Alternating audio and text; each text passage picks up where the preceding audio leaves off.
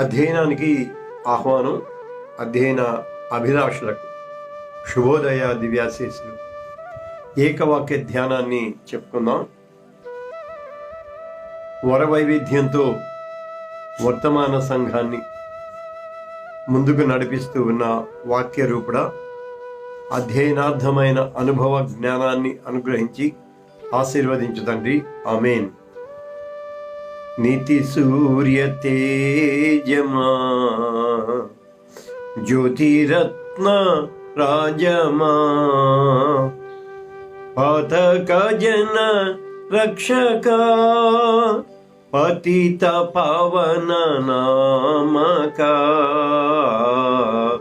సన్నుతింతుము ప్రభు సదమలమగు భక్తితో.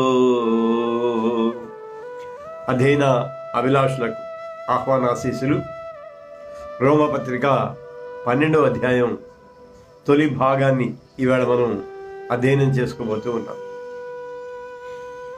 మొదటి 11 అధ్యాయాలలో కూడా ధర్మశాస్త్రము, సువార్త అవి ఎలాగూ విశ్వాసకి ప్రేరకాలుగా ఉన్నవో, మళ్ళీ విశ్వాస పదాన్ని ఎలాగూ దిశానిర్దేశం చేస్తూ ఉన్నాయో దానిని గురించి ప్రస్తావించిన పౌలు 12వ అధ్యాయం నుండి చివరి వరకు, అంటే 16వ అధ్యాయం వరకు గల ఆ భాగాలన్నింటిలో కూడా క్రైస్తవ సంఘం ఎలాగూ ధర్మశాస్త్ర సువార్త వెలుగులలో ప్రజ్వరిల్లుతూ ఉన్నది.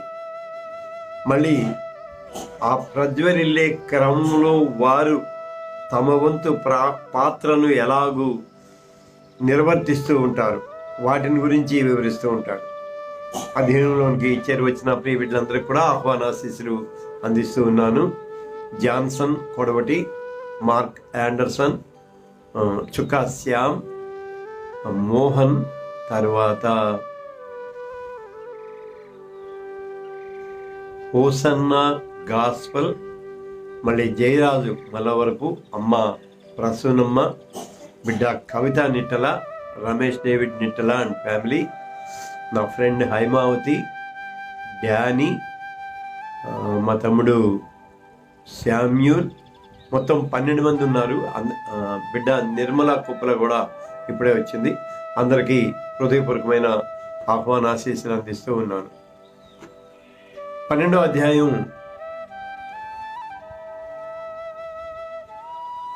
రోమా సంఘంలోని విశ్వాసులు ఎలాగూ దేవుడు తమకు అనుగ్రహించిన కృపను లోకంలో వ్యక్తపరుస్తూ ఉండాలో దాన్ని బేస్ చేసుకొని పౌలు చెబుతాడు.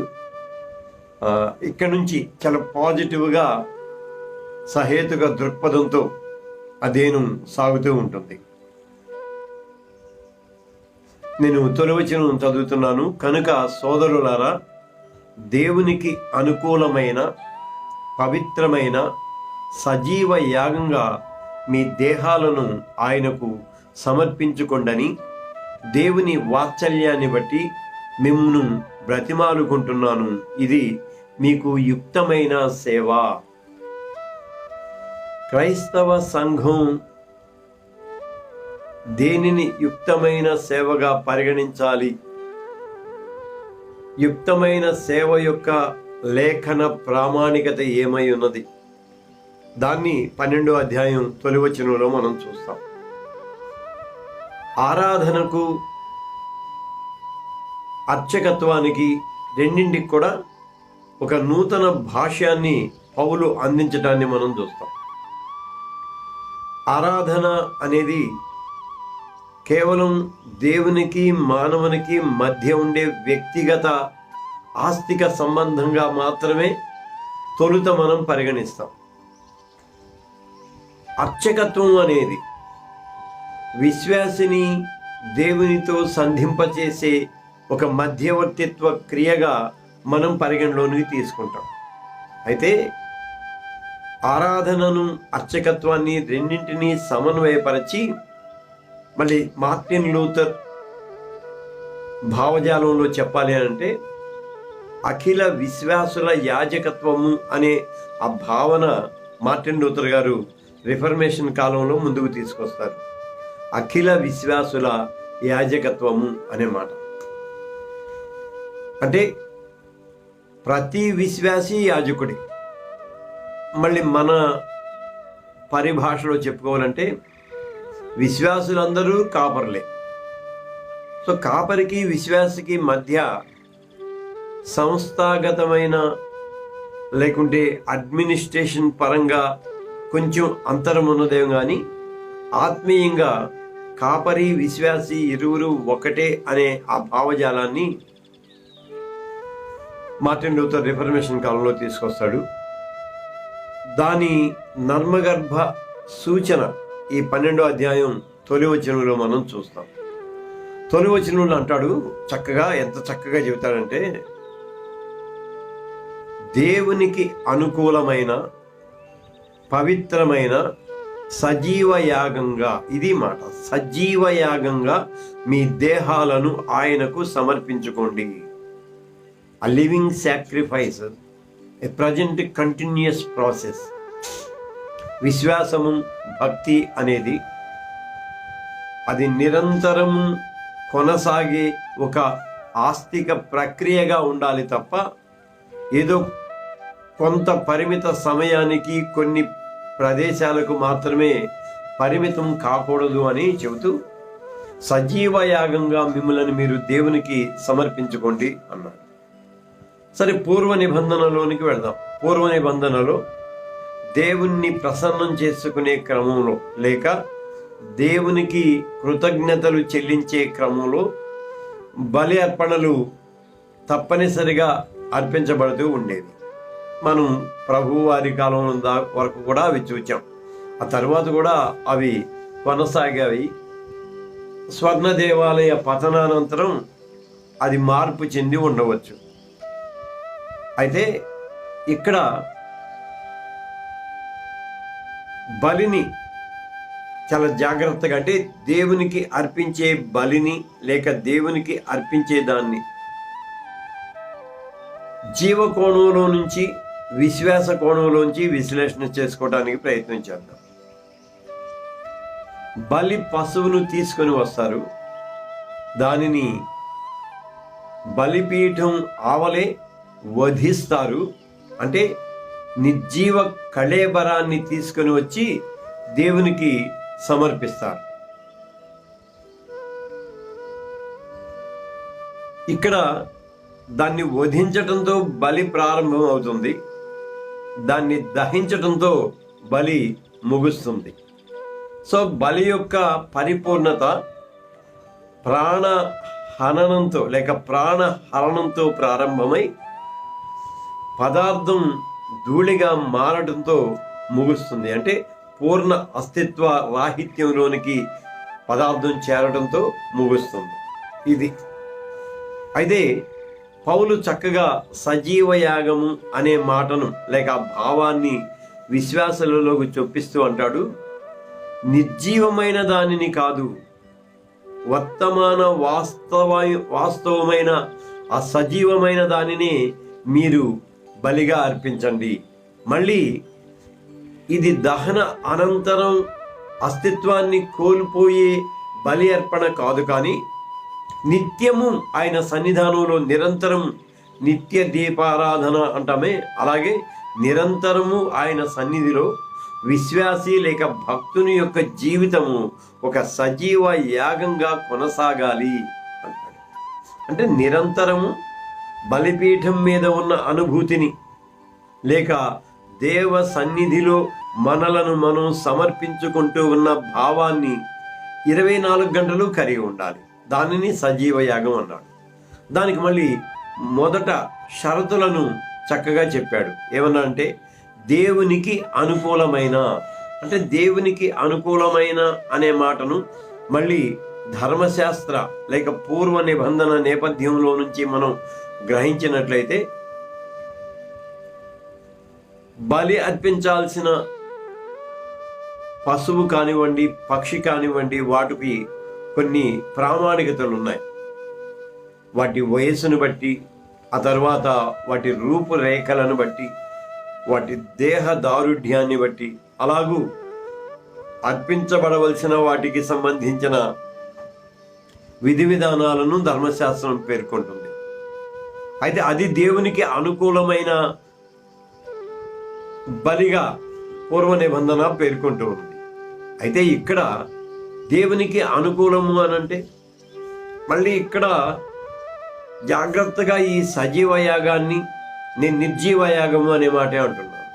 ఎందుకంటే వధింపబడిన పశువు యొక్క కళేబరాన్ని దహించిన తరువాత బలి పూర్తి అవుతుంది కాబట్టి వధతో జీవము నిర్జీవం అయిపోతుంది కాబట్టి నిర్జీవ యాగము అనే మాటే నేను వాడుతున్నాను. పౌలు వాడిన సజీవ యాగాన్ని ఆ రెండింటిని మనసులో పెట్టుకుని మనం చెప్పుకుందాం.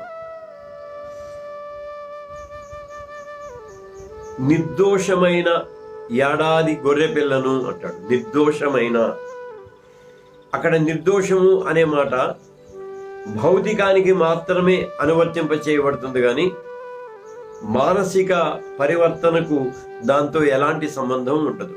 కారణం ఏంటంటే అవి పశుపక్షవాదులు కాబట్టి. పశుపక్షవాదులు కనుక నిర్దోషమైన అని. ఇంకా అంటే మనం మామూలుగా చెప్పాలి అని అంటే, మామూలు పరిభాషలో చెప్పాలంటే అస్ఖలితమైన పశుపక్షవాదులను బలి పశువులుగా అర్పించాలి. దానిని నిర్దోషమైన అనే పదాన్ని అక్కడ వాడారు. కేవలం భౌతిక పరిస్థితికి మాత్రమే పరిమితం చేసి చెప్పారు. అయితే అర్పించే వాళ్ళు ఎవరు? అపరాధులు. అంటే అపరాధ భావనను మనసులో కలిగి ఆ అపరాధాన్ని ప్రక్షాళన చేసుకునే క్రమంలో వారు ఈ భౌతిక నిర్దోషమైన ఆ పశుపక్షవాదులను అర్పించి తమ అతిక్రమాలను కప్పివేసుకోవడానికి ప్రయత్నం చేసేవాళ్ళు. కానీ అర్పించేవాడు ఖచ్చితంగా అపరాధి. కానీ పౌలు అంటాడు, అపరాధము బాప్తిస్మ కృపలో క్రీస్తుతో కూడా సిలువ వేయబడినది కనుక, లేక మరణించినది కనుక, బాప్తిస్మ కృపలో నూతన క్రీస్తు తత్వంతో మనం రూపాంతరం చెందాము కనుక మనం అపరాధులం ఇంకా ఎంత మాత్రము కాదు. కనుక మనము పవిత్రులము, పరిశుద్ధులము. కనుక ఈ పరిశుద్ధమైన పవిత్రమైన జీవితాన్ని సజీవ యాగంగా ఆయనకు సమర్పించాలి. ఇది నిర్జీవ యాగం కాదు, కానీ సజీవ యాగంగా సమర్పించాలి అంటాడు. సో అది అనుకూలం. అంటే మళ్ళీ అనుకూలము అనే పదం యొక్క ఆ గ్రీకు పదం మూల అర్థాల్లోనికి వెళ్తే రీజన్ అనే మాట కూడా ఉన్నది. అర్థం రీజన్ అంటే తార్కికంగా. రీజన్ అంటే ఏమనాలి? దానికి ఒక కారణం. అంటే నీ పట్ల నా పట్ల దేవునికి ఒక సంకల్పం, ఒక కారణం ఉంటుంది. ఆ కారణాన్ని గుర్తిరిగి దానికి అనుగుణంగా మనం జీవించటమే సజీవ యాగంగా మనలను మనం సమర్పించుకోవటం అవుతుంది. అది అంటే ఆయన చిత్తానికి అనుగుణంగా. మళ్ళీ అధ్యయన కోణంలోనికి వెళ్ళి సంకల్పము, చిత్తము వీటిని కొంచెం శాస్త్రీయ దృక్పథంతో కూడా ముడిపెట్టుకొని ఆలోచన చేయడానికి మనం ప్రయత్నం చేద్దాం. ఎందుకంటే నేను మొదటి నుంచి చెబుతూ ఉంటాను కదా, రిలీజియన్, ఫిలాసఫీ, సైన్స్, మళ్ళీ సైకాలజీ, వీటన్నింటినీ మనం సమగ్రంగా ఆలోచన చేసుకుంటేనే కొంత ఊరట కలుగుతుంది అంటాను. లేకుంటే ఎక్కడికక్కడ ప్రతిదీ ప్రశ్నలే మన ముందు ఉంచుతుంది.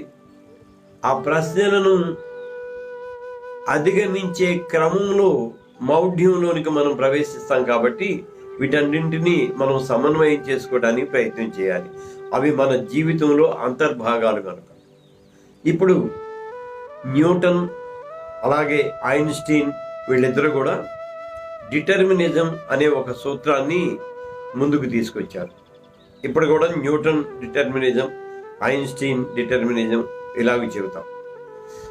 దీన్ని మనం అంటే దీన్ని శాస్త్రీయ దృక్పథంలో నుంచి కాకుండా ఆస్తిక దృక్పథంలోనికి మనం వెళ్తే క్రైస్తవ విశ్వాసంలో దేవుని చిత్తం, దేవుని సంకల్పం, ఈ పదజాలాన్ని మనం వాడతాం. డిటర్మినిజం అనే దాన్ని, ఈ పదజాలాన్ని మనం వాడతాం.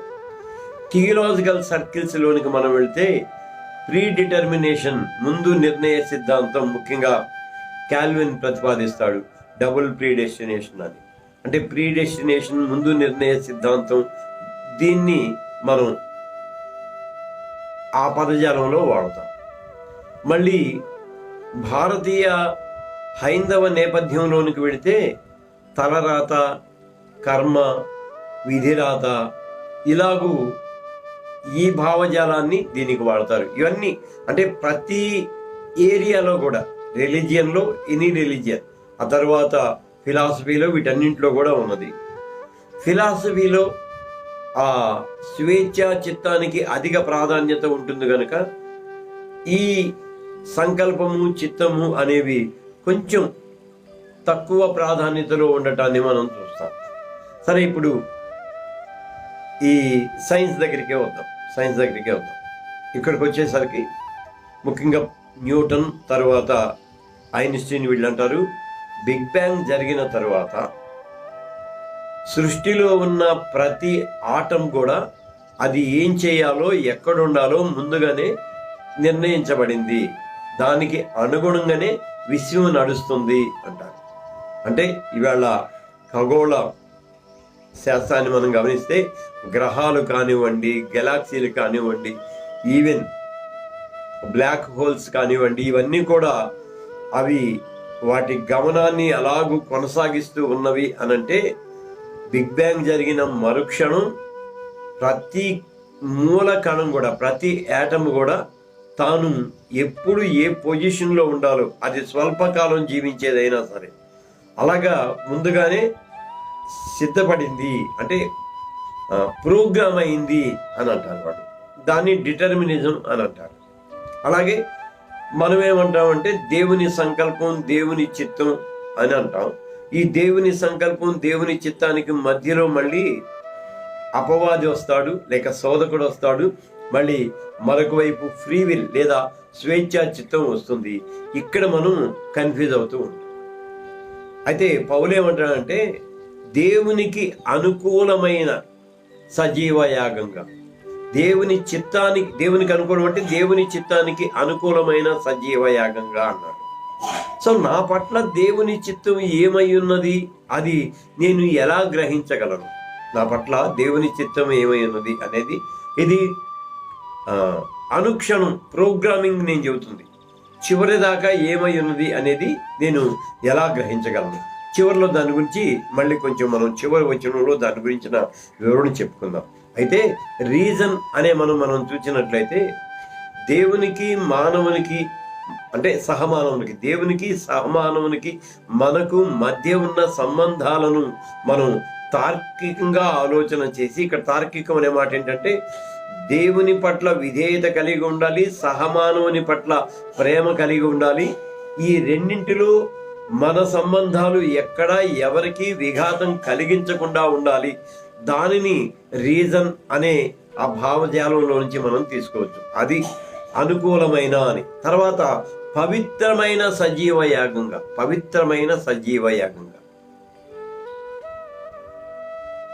ఇది అగైన్ ఈ ఛాలెంజింగ్ టాస్క్. పవిత్రమైన సజీవ యాగం అనేది ఛాలెంజింగ్ టాస్క్. ఎందుకంటున్నానంటే చేదైన వేరు ఏదైనా మొలిచి అనే మాట మనం పత్రికల్లో చూస్తాం. చేదైన వేరు అంటే అనుక్షణం ఏదో ఒక ప్రతికూల భావన మనసులోనికి ప్రవేశించి మనలను గలిబిలి చేస్తూ ఉంటుంది. కాబట్టి ఈ పవిత్రత అనేది ఎలాగూ కొనసాగించుకుంటూ రావాలి, ఇది ఒక పెద్ద సవాలుతో కూడిన పరిస్థితి అన్నమాట.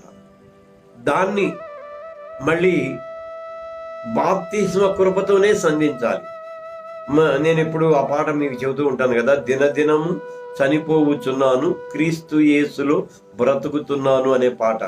అది అంటే నేను ప్రతి క్షణము నేను నా అతిక్రమంలో మరణించి, ప్రతి క్షణము నేను నూతనత్వములో, క్రీస్తు తత్వ నూతనత్వములో రూపాంతరపరచబడుతూ ఉండాలి, ఆ స్పృహ కలిగి ఉండాలి. అది సజీవ యాగంగా ఆయనకు సమర్పించుకోవడం.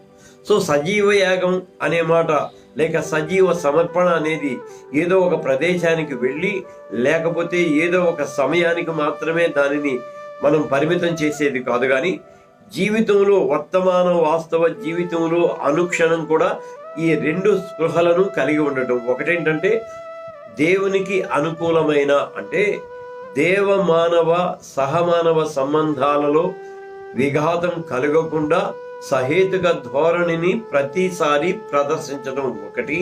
రెండవదేమో అతిక్రమాన్ని, అపరాధ భావనను పూర్తిగా అనుక్షణం కప్పిపెట్టేసి ఎప్పటికప్పుడు ఆ నూతన తలంపులలో లేక ఆ సహేతుక దృక్పథంతో ముందుకు క్షమించాలి, రీకనెక్ట్ అయింది, బాగా వీక్గా ఉన్నట్లుంది. వాతావరణం మంచిగానే ఉంది కానీ వీక్గా ఉంది, అంతరాయానికి చింతిస్తూ ఉన్నాను. సో దీనిని సజీవ యాగంగా మనం పేర్కొందాం. మళ్ళీ ఏమన్నాడు? మీ దేహాలను ఆయనకు సమర్పించుకొండని దేవుని వాత్సల్యాన్ని బట్టి మిమ్మల్ని బతిమాలుకుంటూ ఉన్నాను.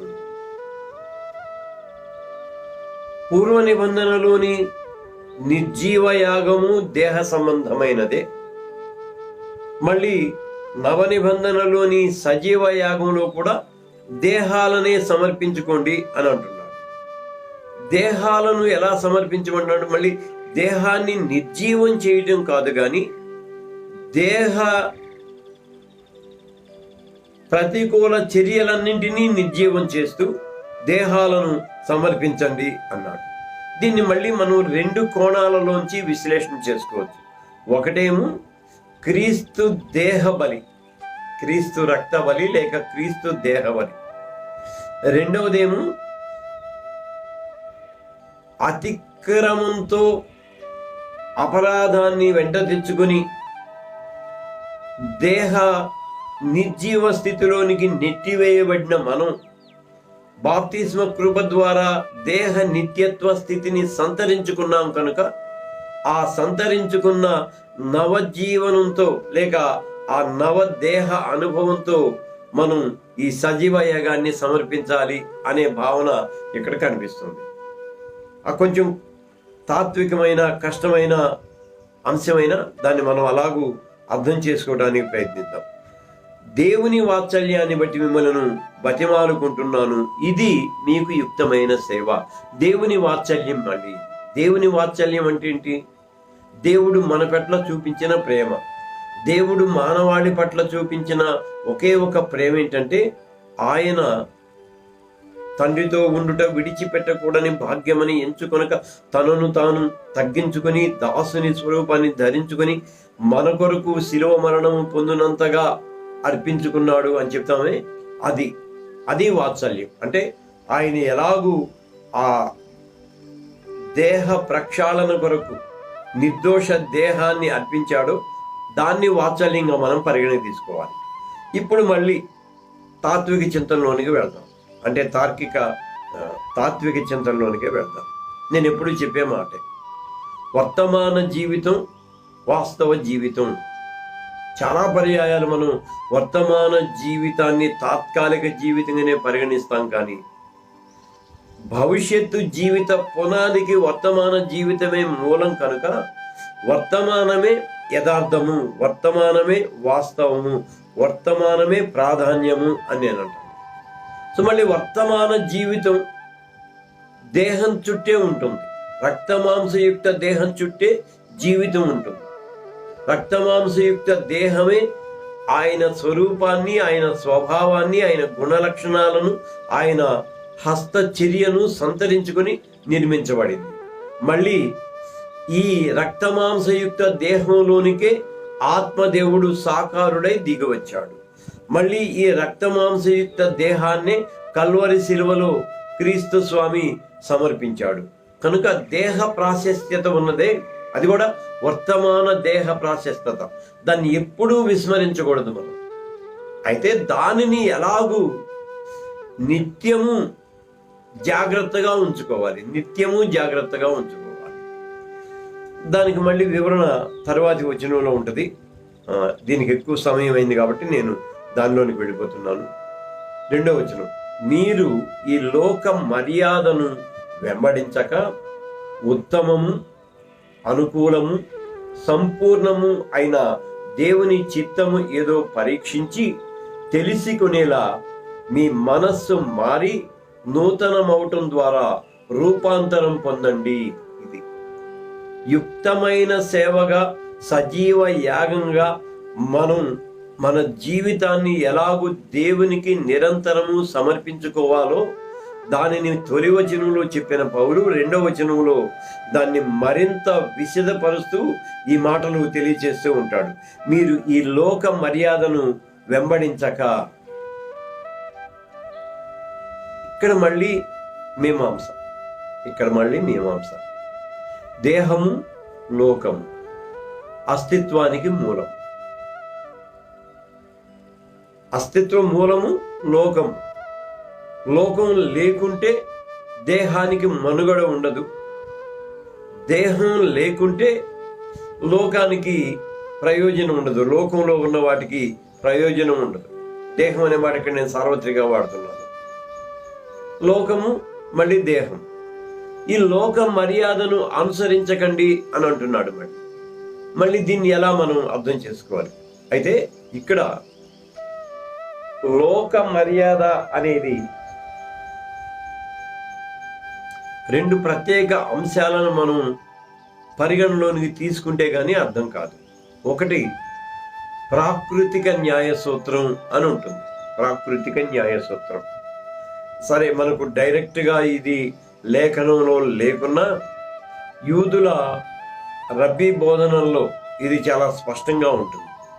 యూదుల రబ్బీ బోధనలో అని ఎందుకంటున్నానంటే, మనం కూడా పాత నిబంధన అంతటిని, పూర్వ నిబంధన అంతటిని ప్రామాణిక లేఖనంగా పరిగణిస్తాం కాబట్టి ఆ ప్రామాణిక లేఖనమైన పూర్వ నిబంధన విశ్లేషణ రబ్బీ బోధనలో ఉంటుంది కనుక దాన్ని కూడా నేను ప్రామాణికంగా తీసుకుంటున్నాను.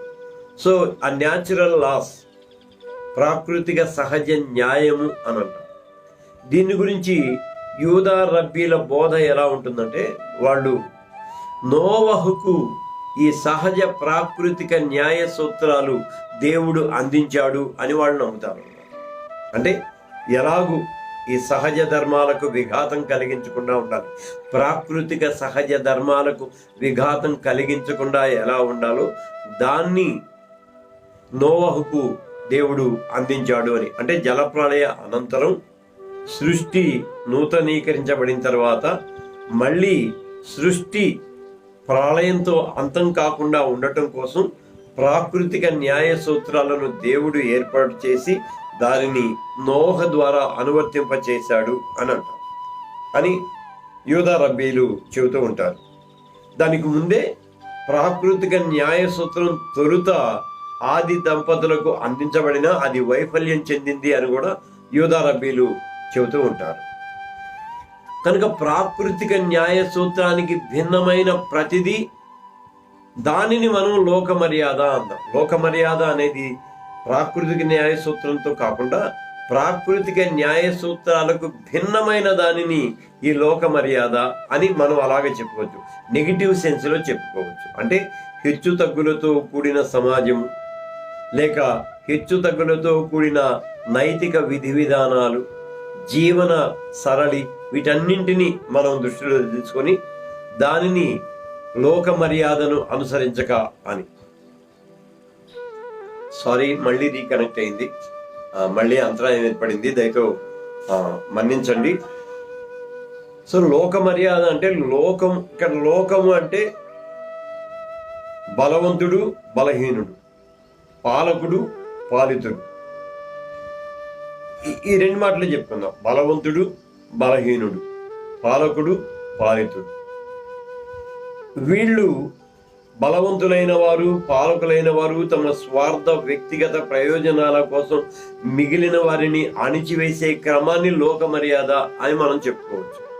అందుకని ఆ మర్యాదను, అంటే దేవానుగ్రహమైన సమతుల్యతతో కూడుకున్న సహజ ప్రాకృతిక సూత్రాలకు భిన్నమైన హెచ్చుతగ్గుల లోక మర్యాదలను అనుసరించక అక్కడ ఉత్తమము, అనుకూలము, సంపూర్ణము అయిన దేవుని చిత్తమేదో పరీక్షించి ఉత్తమము, అనుకూలము, సంపూర్ణము 3 ప్రత్యేకమైన పదజాలాన్ని వాడతాడు. ఉత్తమమైనది అంటే ఉత్తమము అంటే ఉన్న వాటన్నింటిలో కూడా మంచిది. ఫస్ట్ మార్క్ అంటే ఉన్న వాటన్నింటిలో ఎక్కువ మార్కులు అని. అంటే ఉత్తమము అంటే అలాగే మనకు ఏది ఉత్తమము అది. మళ్ళీ అనుకూలమైనది, మళ్ళీ అనుకూలం ఎవరికి? ఉత్తమమేమో దేవుని దృష్టిలో ఉత్తమమైనదిగా ఉండాలి, అనుకూలమేమో మనకు ప్లస్ మన సహవిశ్వాసికి అనుకూలంగా ఉండాలి. కేవలం నాకు మాత్రమే అనుకూలంగా ఉండటం కాదు, నా ప్రయోజనం మాత్రమే నెరవేరటం కాదు, నా ప్రయోజనం ప్రక్కవాని ప్రయోజనానికి విఘాతం కలిగించకూడదు, అది అనుకూలం. ఆ తర్వాత సంపూర్ణము, అది సంపూర్ణం అంటే సమతుల్యతనే నేను సంపూర్ణం అని అంటాను. ఆ ఈక్విలిబ్రియంనే నేను సంపూర్ణత అనే ఆ ప్రత్యేక పదంతో వాడుతూ ఉంటాను. అంటే మంచివాడు చెడ్డవాడు ఇద్దరి మీద ఎలాగూ దేవుని కృప అందించబడుతుందో ఆ రీతిగా చెడ్డవాడు కూడా మంచివాడిగా మారేందుకు దేవుని కటాక్షం ఎలాగూ ఎదురు చూస్తూ ఉన్నదో దానిని సంపూర్ణ తత్వంగా మనం గ్రహించడానికి ప్రయత్నం చేద్దాం. బ్రతిమాలుకుంటూ ఉన్నానని అక్కడ చిత్తమేదో పరీక్షించి తెలుసుకునేలా మీ మనస్సు మారి నూతన పరచబట్టం ద్వారా రూపాంతరం పొందండి. ఇది మనస్సు మారటం అని అంటే ప్రతి క్షణం కూడా మనం బేరీజు వేసుకుంటూ ఉండాలి. ఏది ఉత్తమము, ఏది అనుకూలము, ఏది సంపూర్ణము అనేది ప్రతిసారి మనం బేరీజు వేసుకుంటూ ఉండాలి. సో తర్వాత ఏమంటున్నాడంటే క్రైస్తవ విశ్వాసం అనేది ఒక కత్తి మీది సాము లాంటిది అని. అంటే విశ్వాస జీవితం అనేది ఎప్పటికప్పుడు అప్రమత్తంగా ఉండాలి, ఎప్పటికప్పుడు పరశ్రేయస్సుని కోరుకుంటూ ఉండాలి. మళ్ళీ సజీవయాగంగా మనలను మనం దైవానికి సమర్పించుకుంటూ ఉండాలి. చాలా బిగ్ టాస్క్ అనమాట ఇది. దానికోసం రూపాంతరం చెందండి అంటాడు. రూపాంతరం చెందండి. ఎగైన్ ఇక్కడ రూపాంతరం చెందటం అనే మాటను కూడా మళ్ళీ మనం కరెక్ట్గా ఏ పదమైతే ఇక్కడ వాడాడో యేసు స్వామి యొక్క రూపాంతర దర్శనంలో కూడా అదే గ్రీకు పదాన్ని వాడారు అక్కడ. రూపాంతరం అనంటే మళ్ళీ ఇది దేహ రూపాంతరమా, వ్యక్తిత్వ రూపాంతరమా, లేక మహిమ రూపాంతరమా? ప్రభువారి దగ్గరకు వచ్చేసరికి ప్రభువారి రూపాంతరాన్ని మనం ఈ 3 కోణాల్లోంచి చూద్దాం. ఒకటేమో దేహ రూపాంతరం, ఆయన సమీపించలేని తేజస్సుతో నిండిపోయాడు. ఆ దేహ రూపాంతరాన్ని మనం చూస్తాం. మళ్ళీ ఆయన వ్యక్తిత్వ రూపాంతరం ఆయన ఒకవైపు మోషేతోనూ మళ్ళీ ఒకవైపు ఏలియాతోనూ మాట్లాడుతూ ఉన్నాడు. అంటే ఆయన ఈ వర్తమాన సమాజానికి మాత్రమే తనను తాను పరిమితం చేసుకోకుండా పూర్వకాలానికి భవిష్యకాలానికి రెండింటికి కూడా తనను తాను సమన్వయం చేసుకున్నాడు. అంటే ఆ సంపూర్ణ వ్యక్తిత్వంలో ఉన్న పూర్వ, ప్రస్తుత, భవిత వీటన్నింటిని కూడా సమన్వయం చేయటాన్ని మనం ఇక్కడ చూస్తాం. సో దేహ రూపాంతరాన్ని చూచాము, వ్యక్తిత్వ రూపాంతరాన్ని చూచాం, మహిమ రూపాంతరాన్ని కూడా చూచాం. ఆయన మహిమను మీరు చూడలేకపోయారు. సరే, ఇది సాధ్యమా అంటే సేమ్ పదం వాడారు కాబట్టి రూపాంతరం చెందండి అనే పదాన్ని క్రీస్తుకు ఎలాంటి మాటను వాడారో అదే మాట ఇక్కడ కూడా వాడారు కాబట్టి మహిమ రూపాంతరము, వ్యక్తి రూపాంతరము, అలాగే దేహ రూపాంతరము ఇది అనుదిన వర్తమాన వాస్తవ జీవనంలో సాధ్యమా అంటే ఇది మళ్ళీ సవాలు. ఇది క్రైస్తవ విశ్వాస జీవితం. ఎలా అంటున్నానంటే నేను దేహ రూపాంతరము అని నేను ఏంటంటే అది మన అవసరాలను గ్రహించడం, ఇతరుల అవసరాలకు అనుగుణంగా జీవించడం, అది ఈ రెండింటినీ సమన్వయం చేసుకోవడం కొంచెం కష్టమైన టాస్క్. ఇది చాలా కష్టమైన టాస్క్. మనం ఒక్క పూట దీన్ని మనం విశ్లేషణ చెప్పుకోలేము. దానికి సంబంధించిన వివరణ ఏదైనా సందర్భం వచ్చినప్పుడు మనం ప్రస్తావన చేసుకుందాం. దేహ రూపాంతరము. దేహ రూపాంతరం అంటే నా దేహం వలన నాకు మాత్రమే కాకుండా నా చుట్టూ ఉన్న సమాజానికి మేలు కలుగుతుందా లేక ఉపయోగం కలుగుతుందా? ఖచ్చితంగా కలగాలి. ఎందుకంటే నా దేహ అవసరాల కోసం నేను ఎప్పుడూ ఇతరుల మీద ఆధారపడే ఉంటాను. నా భోజనం మొదలుకొని పానం మొదలుకొని ప్రతిదానిని నా దేహ అవసరాలన్నింటినీ నేను మరొకరితో ముడిపెట్టుకుని జీవిస్తూ ఉంటాను, లేక మరొకరి మీద ఆధారపడే ఉంటాను. అక్కడ వారి అవసరాలు కూడా ఉంటాయి. ఇక్కడ దేహ అవసరాలు అనేవి చాలా విస్తృతమైన కోణంలో ఆలోచించేద్దాం. అంటే మన జీవనం మనుగడకు కావలసిన ప్రతిదాన్ని దేహ అవసరాలు అన్నాను. అది దేహ రూపాంతరం. అంటే దానికి సంబంధించిన ఆ భావాన్ని మనం కలిగి ఉంటాం, పరస్పర ఆధారిత భావాన్ని కలిగి ఉంటాం. ఆ తర్వాత వ్యక్తిత్వ రూపాంతరం. వ్యక్తిత్వం అనే మాట నేను ఎందుకంటున్నానంటే ఎప్పుడు మనం వర్తమానంతోనే ముడిపడి ఉంటాం.